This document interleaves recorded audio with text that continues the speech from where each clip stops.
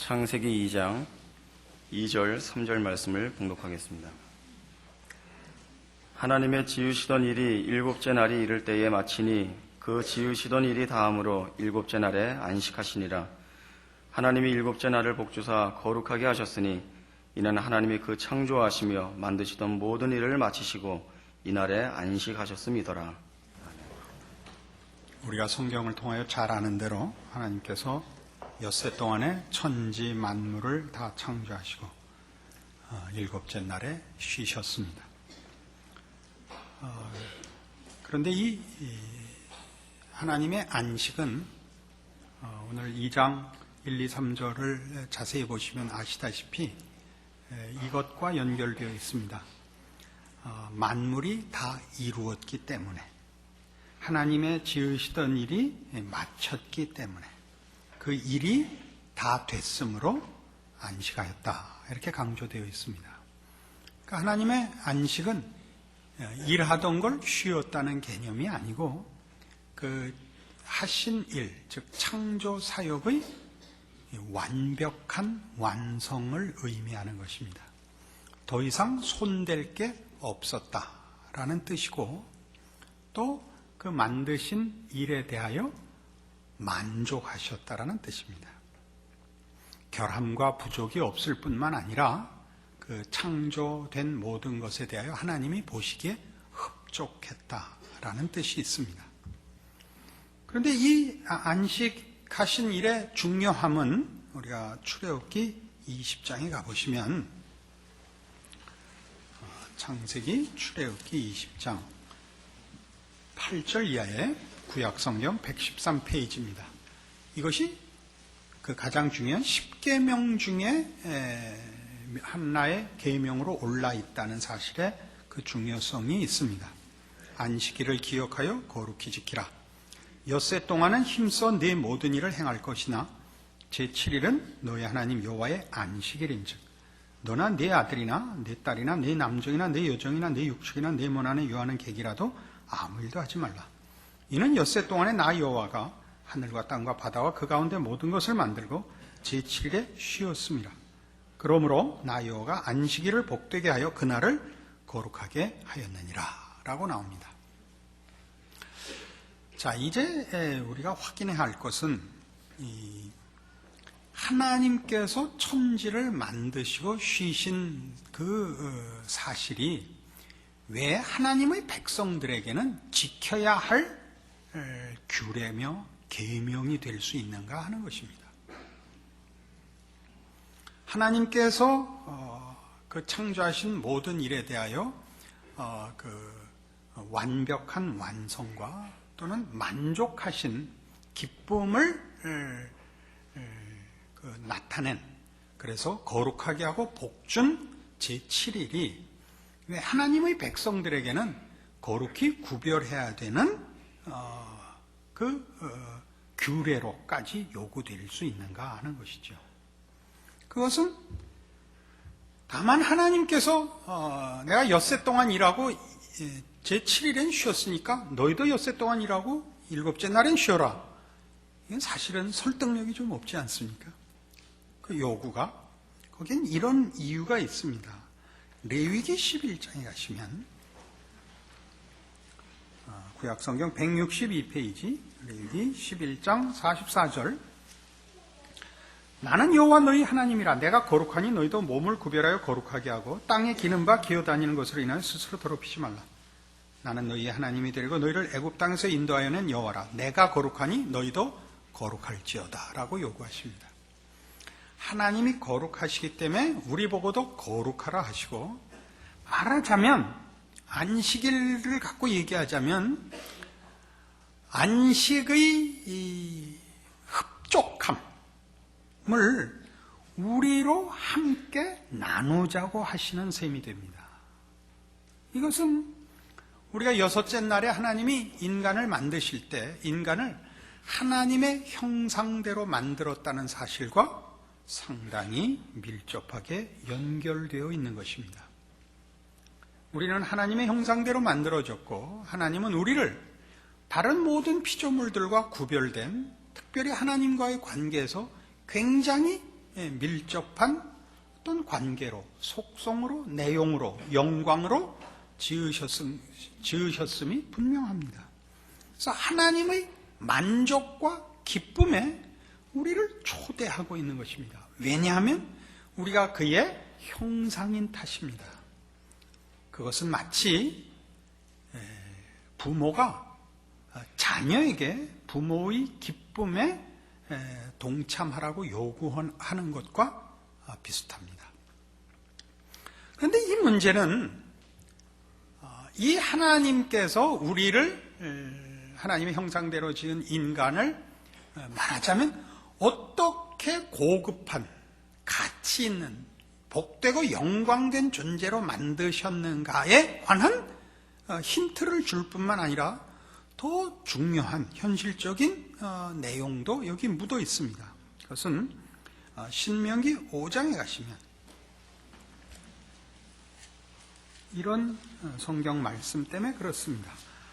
구약성경 269페이지 신명기 5장 12절입니다.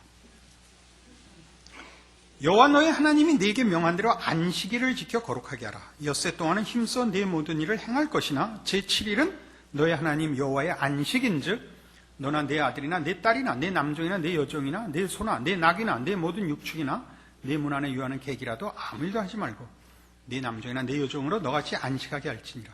너는 기억하라. 네가 애굽 땅에서 종이 되었더니 너의 하나님 여호와가 강한 손과 편팔로 너를 거기서 인도하여 내었나니 그러므로 너의 하나님 여호와가 너를 명하여 안식일을 지키라 하느니라. 아까 출애굽기 20장에서는 안식일을 명하신 이유가 하나님이 엿새 동안 천지를 지으시고 이래 되는 날 쉬셨기 때문이라고 합니다. 그러나 여기 신명기 5장에서는 안식일을 지키라는 이유가 내가 너희를 종되었던 땅에서 구원하였기 때문이라고 합니다. 여기에 어떤 일관성이 있을까요?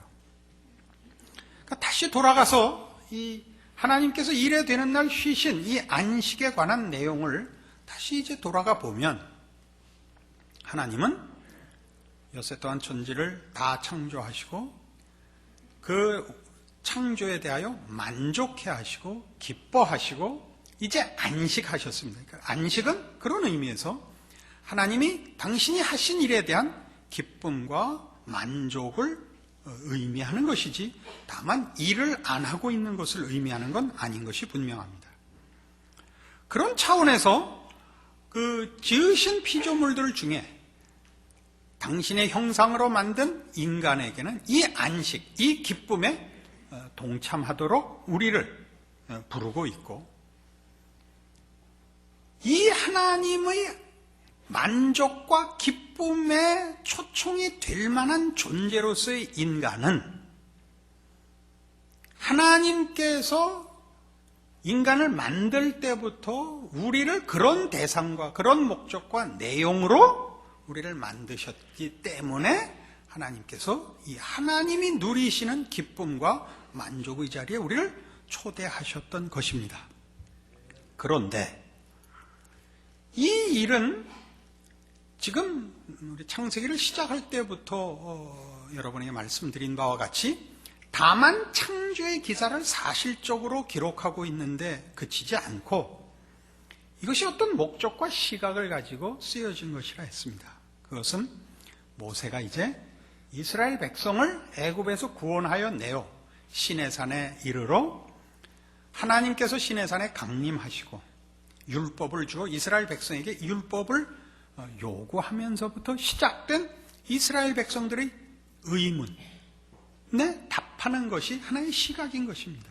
그 의문은 뭐냐 하면 하나님은 어떤 분이시길래 우리에게 구원을 줬고 그리고 이런 계명들을 요구하시는가 하는 하나님에 대한 필요한 지식을 궁금해하는 것과 우리 이스라엘은 애굽과 뭐가 다르길래 하나님은 애굽을 택하지 않고 종이었던 우리를 택하여 그 힘 있는 애굽을 깨고 우리를 구원해내어 백성을 삼으려고 하시는가 라는 두 가지 큰 질문에 답하고 있는 것입니다. 그것이 뭐냐 하면 하나님은 천지를 창조하시고 만족할 만하게 창조하셔서 흡족히 여기시고 기쁨으로 그 마무리를 하셨는데 인간들이 죄를 짓고 오늘날의 이 형편, 죄로 인하여 부패와 오염과 악한 것이 횡행하는 지금의 현실을 만들었고, 그것은 하나님이 천지를 만들 때 인간을 잘못 만든 탓이 아니요, 천지를 잘못 만든 탓도 아니요, 죄로 인한 부작용이라는 것을 설명하는 것이 이미 여기에 바탕에 깔려 있습니다. 동시에 하나님이 천지를 완성하시고 만족해 하시고 기뻐하신 그래서 쉴 수 있었던 안식을 범죄하여 스스로 죄를 지어 그 모든 복을 깨뜨린 인간에게 다시 안식일을 지키라 함으로써 하나님은 처음에 가지셨던 안식, 그 안식이 결과될 수밖에 없는 하나님의 완벽한 창조의 사역을 포기하지 않고 그의 백성들에게 이루어 처음에 가지셨던 안식을 기어코 완성하여 그의 지은 모든 세계와 특별히 당신의 백성들에게 그 결과를 맺고야 말리라 라는 의지가 배어 있는 내용으로 안식일을 요구하고 설명하고 있는 것입니다. 못 알아들었죠? 우리가 창세기를 이런 시각이 아닌 사실 기록으로 만일 창세기를 누가 기록을 했다면 엿새 동안 천지를 창조한 일 외에는 제7일에 관한 설명이 사실은 필요가 없습니다. 쉬었다는 것이 무슨 중요한 의미를 가질 리가 없습니다. 엿새 동안에 천지를 완벽히 지었다. 그리고 그 다음에 타락이 와야 맞습니다. 그러나 거기 이 안식을 강조하는 내용이 들어가고 그 설명이 이렇게 강조되는 이유는 다 이런 우리가 현실로 갖고 있는 지금의 우리의 형편과 하나님의 하나님 되심에 대한 우리의 다른 많은 의문들에 대한 답으로 설명으로 여기 안식일이 들어가 있는 것이죠. 그래서 우리는 이렇게 우리의 신앙을 좀 더 성경에 맞게 이해하고 정리해야 됩니다. 제가 여기 기록해 왔습니다. 그러니까 성도들의 참다운 신앙은 우리를 그의 형상으로 만드시고 이제 영광된 완성을 이루실 이 하나님 아버지에 대한 무한한 감격, 만족, 그리고 경배여야만 됩니다. 이렇게 설명하는 이유는 뭐냐면 우리는 우리의 신앙을 어떤 행위와 규범들로 조각을 내서 단편적으로 갖고 있기 때문입니다. 우리가 일반적으로 우리의 신앙이 좋다 나쁘다를 논할 때 다 각자 자신을 무엇으로 점검하느냐 하면 내가 신앙생활을 하고 있는가라고 자신을 점검합니다. 그럼 신앙생활이란 여러분에게 어떤 것들을 의미합니까? 성경을 하루에 얼마나 보는가? 기도를 얼마나 하는가? 성경적인 봉사생활을 얼마나 하는가? 라는 식의 이 단편적인 어떤 행위들로 말하자면 규칙이나 또는 도덕성 같은 것으로 되어 있습니다. 정직했는가? 열심을 내었는가? 뭐 이런 식으로 자신을 점검을 하죠. 그러나 이런 것들은 다 사실은 성경이 요구하는 신앙의 가장 중요한 초점도 또는 점검하는 방식도 아닌 것입니다. 이렇게 얘기를 해보죠. 우리는 우리 아이들에게 다 공부를 시킵니다. 그것은 이 세상을 살아나기 위하여 필요한 일이기도 하지만 사실 근본적으로는 우리가 우리 아이들을 말하자면 인간들을 훌륭하게 만들기 위하여 만들어 놓은 제도입니다. 공부를 하면 훌륭해집니다. 그러나 오늘날 공부를 잘한다는 것은 경쟁적으로 되어 있어서 또는 실용적이고 기능적인 면으로 강조되어 있어서 공부를 잘했다라는 것이 현실적인 이익과 어떻게 결부가 되는가로 점검하기 때문에 공부를 잘하는 것이 꼭 인격적으로 훌륭하지만은 않습니다. 그러나 공부가 훌륭함을 목표로 하고 있는 것은 공부에 요구되는 가장 기본적인 요소들이 한 인간이 훌륭해진 데 있어서 필요한 기본적인 요소와 일치하기 때문입니다. 그것은 뭐냐 하면 성실해야 한다는 것과 정직해야 한다는 것입니다. 공부를 열심히 하지 않고 좋은 결과를 얻을 수 없으며 그 모든 일에 무슨 다른 재치나 무슨 다른 거짓말이 통하지를 않습니다. 한 것만큼 됩니다. 이것이 우리가 우리 자녀들에게 공부를 요구하는 이유입니다. 심지어 수학을 요구하는 이유도 수학이 실용적으로 9구단 이상 필요한 사람은 별로 없습니다. 그러나 우리가 그 고급한 수학의 어려운 문제들까지 하는 이유는 그래야 인간의 두뇌가 가장 깊은 자리까지 그 용량을 넓히고 정리하는 탓입니다. 그러니까 수학을 잘한다는 것은 다만 숫자놀이를 잘하는 것이 아니고 정리와 분석 이런 데에 훨씬 큰 도움을 받는 탓입니다. 평일에 우리 교회 앞에 횡단보도에 그 아침 장사를 하는 토스트 가게가 잠깐 섭니다. 우리 다 직원들이 우리 여럿이 아침마다 나와서 내용물이 제일 좋은 가장 고급한 토스트가 1,700원입니다. 그러면 이제 치즈까지 들어가 있는 좋은 토스트를 먹을 수 있습니다. 그 이제 2개 사고 5,000원을 내면 이 아저씨가 2,600원을 거스름을 줍니다. 왜 그렇게 줬는지 아시겠죠? 이제 제가 한 번은 아니 아저씨 그 뭐 남는다고 거스름을 틀리면 어떡하시겠습니까? 그 아저씨가 너무나 넉넉한 답을 하셨어요. 걱정 마세요. 손님들이 다 알아서 계산해 줍니다. 그러니까 그분은 용량이 늘질 않는 거죠, 계속. 그래서 거기서 멈춰 있는 거죠. 나머지는 손님에게 맡기니까. 그래도 행복합니다. 그러나 여러분들도 살면서 느꼈다시피 행복이라는 것은 다만 정서적이고 감정적이고 감각적인 정도가 아니라 지성적이기도 합니다. 인간이란 인격적인 존재라서 그 기쁨이 감정과 의지와 지성과 감각과 모든 것이 정말 심포니 오케스트라 같이 이렇게 될 때 그 참 웅장한 기쁨을 누립니다. 우린 이런 부분들에 대하여 거의 말하자면 아직 훈련도 이해도 부족한 것 같습니다. 우리의 공부의 현실에서도 그렇고 신앙의 현실에 있어서도 그렇습니다. 우리는 이 하나님을 아버지라 부르는 기쁨과 감격과 그걸 기초로 하고 있는 든든한 믿음이 없고 언제나 이렇게 규칙으로 확인하고 그래서 어느 날은 자신 있었다 어느 날은 자신 없는 그런 식의 사실은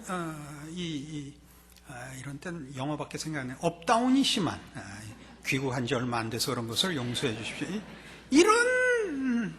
이런 식의 신앙생활을 하고 있으면서도 불편함을 풀 생각을 안 합니다.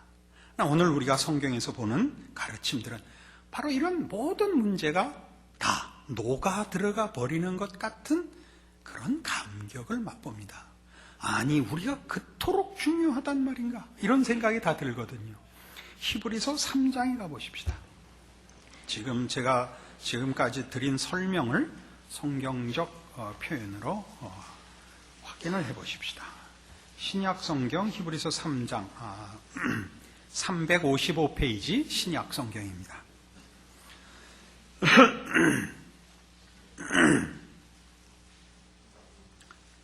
3장 7절입니다. 그러므로 성령이 이르신 바와 같이 오늘날 너희가 그의 음성을 듣거든 노하심을 격동하여 광야에서 시험하던 때와 같이 너희 마음을 강팍해 하지 말라. 거기서 너희 열조가 나를 시험하여 증험하고 40년 동안의 나의 행사를 보았느니라. 그러므로 내가 이 세대를 노하여 가로되 저희가 항상 마음이 미혹되어 내 길을 알지 못하는도다 하였고 내가 노하여 맹세한 바와 같이 저희는 내 안식에 들어오지 못하리라 하셨다 하였다고 인용하고 있습니다. 10절에 있는 저희가 항상 마음이 미혹되어 내 길을 알지 못했다와 11절에 있는 그래서 저희는 내 안식에 들어오지 못한다라는 이 두 내용을 우리는 어떻게 주로 이해를 하느냐 하면 하나님의 뜻을 따르면 보상을 받고 하나님의 뜻을 어기면 벌을 받는다라고 이해를 하죠. 그러니까 우리의 신앙은 1차적으로 그것이 하나의 조건이거나 수단이 되어 보상을 받든가 못 받든가 혹은 보상을 많이 받고 적게 받고로 이렇게 연결이 되어 있죠. 성경이 가르치는 얘기는 뭐냐면 내 길을 따르는 것, 내 뜻을 따르는 것은 그것으로 안식에 들어오는 거다 이겁니다. 그것이 복이다 이거죠. 하나님의 뜻에 동참하는 것이 이미 보상을 받은 것이요. 하나님의 길을 따라 사는 것이 이미 영광을 누리는 것이다. 이렇게 가르치고 있는 셈입니다. 효도 중에 제일 큰 효도가 무엇일까요? 효도하는 마음을 가지는 겁니다. 부모를 그 마음에 존경하고 사랑하는 것이 효도요. 그리고 그게 상입니다. 우리 이제 다 지나왔으니까 얘기입니다만 공부를 잘하면 무슨 상을 받습니까? 공부를 잘하면 마음이 편하고 떳떳합니다. 그게 이미 상입니다. 왜요? 성실과 정직 속에 들어가 있기 때문입니다. 해야 할 걸 안 하고 있으면 그래서 무슨 벌을 받기 이전에 그가 성실과 정직의 선에서 벗어난 것으로 이미 그 가장 귀한 복과 자랑에서 떠나 있는 것입니다. 그러니까 신자의 신앙의 가장 행복은 뭐냐? 이 하나님 아버지에 대한 감격과 자랑과 믿음과 그 복을 누리고 있는 것입니다. 그럼 어떻게 누리죠? 우리가 우리 하나님에 대하여 감사하며 믿으며 사랑하는 것에 있습니다. 어떻게 그럴 수 있죠? 하나님에 대해서 알게 됨으로 그렇습니다. 성경이 이 사실을 너무나 명명백백하게 가르치고 있습니다. 요한복음 4장에 가시면 그래서 예수님은 심지어 이런 식의 표현을 하십니다.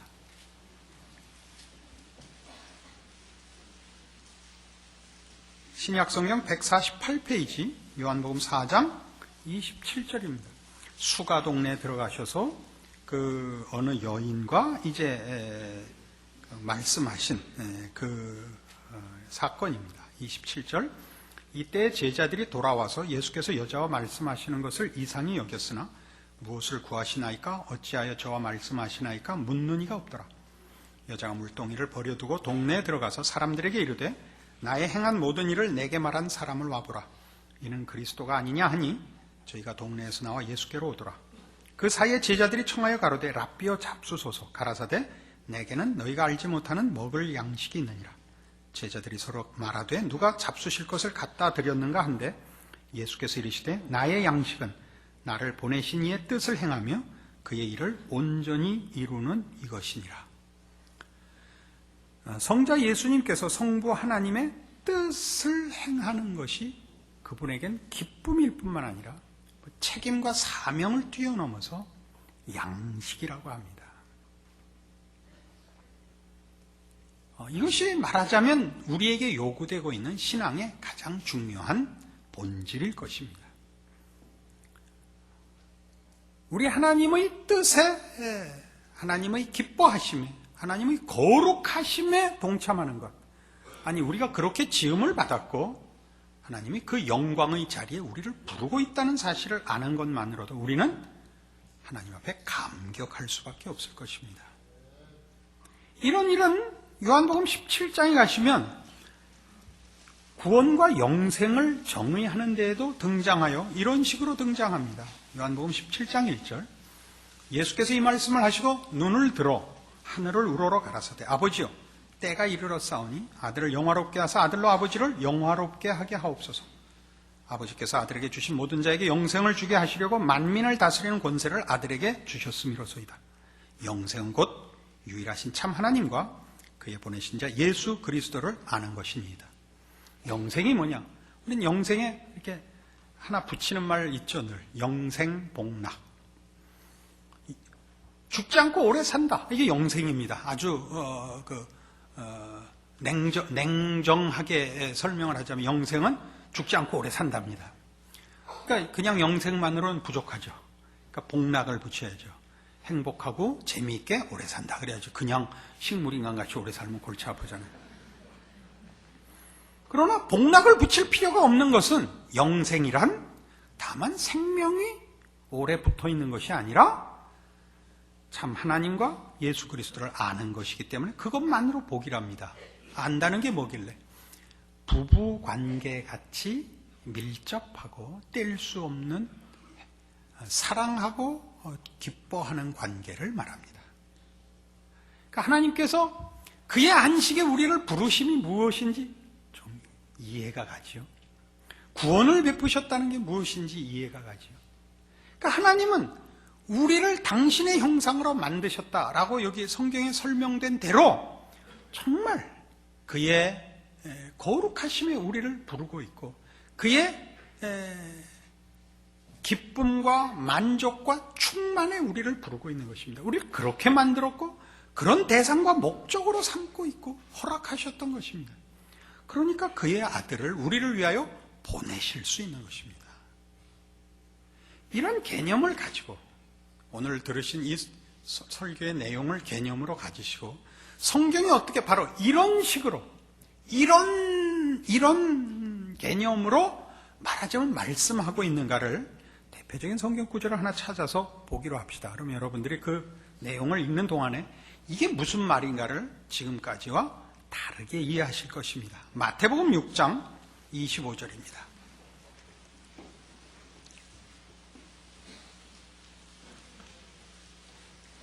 그러므로 내가 너희에게 이르노니 목숨을 위하여 무엇을 먹을까 무엇을 마실까 몸을 위하여 무엇을 입을까 염려하지 말라. 목숨이 음식보다 중하지 아니하며 몸이 의복보다 중하지 아니하냐. 공중의 새를 보라. 심지도 않고 거두지도 않고 창고에 모아 들이지도 아니하되 너희 천부께서 기르시나니 너희는 이것들보다 귀하지 아니하냐. 너희 중에 누가 염려함으로 그 키를 한 자나 더할 수 있느냐. 또 너희가 어찌 의복을 위하여 염려하느냐. 들의 백합화가 어떻게 자라는가 생각하여 보라. 수고도 아니하고 길쌈도 아니하느니라. 그러나 내가 너희에게 말하노니 솔로몬의 모든 영광으로도 입은 것이 이 꽃 하나만 갖지 못하였느니라. 오늘 있다 내일 아궁이에 던지우는 들풀도 하나님이 이렇게 입히시거든 하물며 너희일까 보냐. 믿음이 적은 자들아. 그러므로 염려하여 이르기를 무엇을 먹을까 무엇을 마실까 무엇을 입을까 하지 말라. 이는 다 이방인들이 구하는 것이라. 너희 천부께서 이 모든 것이 너희에게 있어야 할 줄을 아시느니라. 무슨 의미인지 좀 아시겠습니까? 온천하 만물을 다 지으시고 그 지으신 만물에 대하여 만족해 하시고 흡족해 하시고 기뻐하셨습니다. 그 안식에 누구만 초대가 됐냐 하면 우리 인간만 초대되었습니다. 그 만드신 모든 천하 만물의 영광과 위엄과 그 아름다움과 복됨을 누리는 데는 우리 인간만 하나님의 형상이기 때문에 초대되었습니다. 그러니까 지금도 뭘 얘기하냐면 천하 만물과 인간은 어떻게 다른가를 얘기하고 있죠. 온 천하 만물도 이렇게 입히시고 먹이시는데 하물며 너겠느냐 이렇게 나오는 것입니다. 이 대조를 이해하신다면 여러분은 하나님을 아버지라 부른다는 사실에 대하여 감격할 수밖에 없습니다. 우리의 구원은 이 감격 속에 있는 것입니다. 과연 내가 하나님의 자녀이기 때문에 하나님은 그 아들을 십자가에 못 박으실 수 있었구나. 그렇게 우리 보고 주의 이름으로 무엇이든지 구하라고 하시는구나. 네가 있는 곳엔 내가 항상 함께 있겠다라고 하시는구나. 우리는 다르구나. 하늘 하나님이 내 아버지시고 나는 그의 자녀구나. 이런 감격이 우리의 신앙과 우리의 인생과 우리의 존재를 새롭게 하며 믿음으로 살게 하며 승리케 할 것을 믿습니다. 기도하십시다. 하나님 아버지 은혜를 감사합니다. 하나님이 우리 아버지시니 우리는 겁날 것도 부족할 것도 없습니다. 하나님, 이 믿음으로 우리의 인생을, 우리의 존재를, 우리의 삶의 모든 정황에서의 우리의 책임을 감당케 하시옵소서. 하나님이 내 아버지시니 무엇을 걱정하며 무엇을 염려하며 무엇을 불평하겠습니까? 모든 것이 우리에게 주 예수 그리스도 안에서 허락되었다 성경이 증언하고 있습니다. 이 복을 누리며 이 승리를 붙잡으며 믿음 안에서 하나님의 자녀의 복된 인생을 살아 우리 하나님 영광 받으시고 우리의 입술에 늘 찬송과 감사를 주시옵소서. 예수님 이름으로 기도합니다. 아멘.